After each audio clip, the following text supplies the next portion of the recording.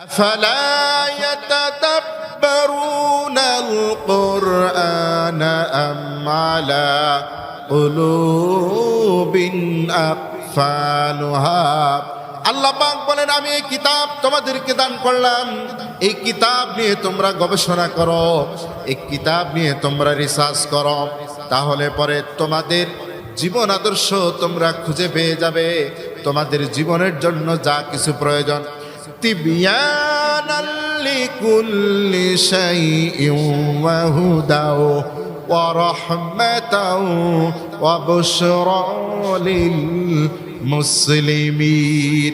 আল্লাহ পাক বলেন, তোমাদের জন্য যা কিছুর প্রয়োজন সব কিছু আমি আল্লাহ রাব্বুল আলামিন এই কোরআনের মধ্যে সন্নিবেশিত করে দিয়েছি। এ কোরআন তোমাদের জন্য হেদায়েত, এ কোরআন তোমাদের জন্য সুসংবাদ। জোরে বলেন সুবহানাল্লাহ।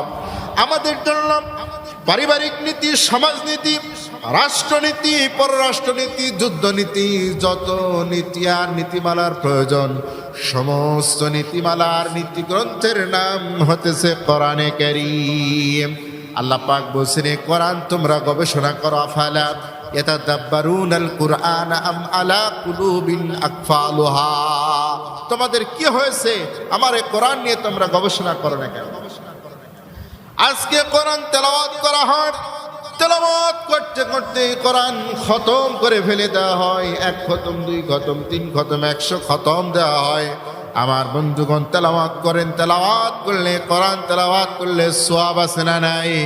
আল্লাহ পাক বলছেন, মান ক্বারাআল কুরআন হারফান ফালাহু আশরু আমসালিহা।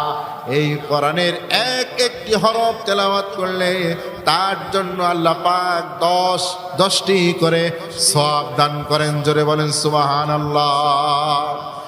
আমার ভাইরা, কোরআন তেলাওয়াত করলে সওয়াব পাওয়া যাবে, ঠিক আছে, তবে শুধুমাত্র তেলাওয়াত করার জন্য আল্লাহ পাক এই কোরআন নাজিল করে নাই। আমার আল্লাহ পাক এই কোরআন নাজিল করেছেন, ইন্না নাহনু নাযালনা যিকরা ওয়া ইন্না লাহু লাহাফিজুন। আমার আল্লাহ পাক বলেন, এই কোরআন আমি নাজিল করেছি, এই কোরআন হেফাজতের দায়িত্ব আমি আল্লাহর। আর এই কোরআন নাজিল করেছি আমি এই জন্য যে এই কোরআন দিয়ে যেন তোমরা মানবতার মাঝে বিচার আর ফয়সালা করতে পারো।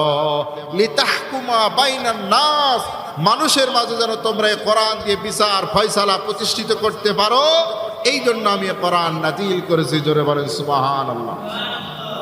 আমার বন্ধুগণ, এই কোরআন নিয়ে যদি আমরা গবেষণা করি, এই কোরআনের মধ্যে আছে বিজ্ঞান, এই কোরআনের মধ্যে আছে সমাজনীতি, এই কোরআনের মধ্যে আপনার যা কিছু প্রয়োজন, সায়েন্স, আর্টস, কমার্স, যা কিছুর প্রয়োজন সব কিছু কোরআনে আছে না নাই?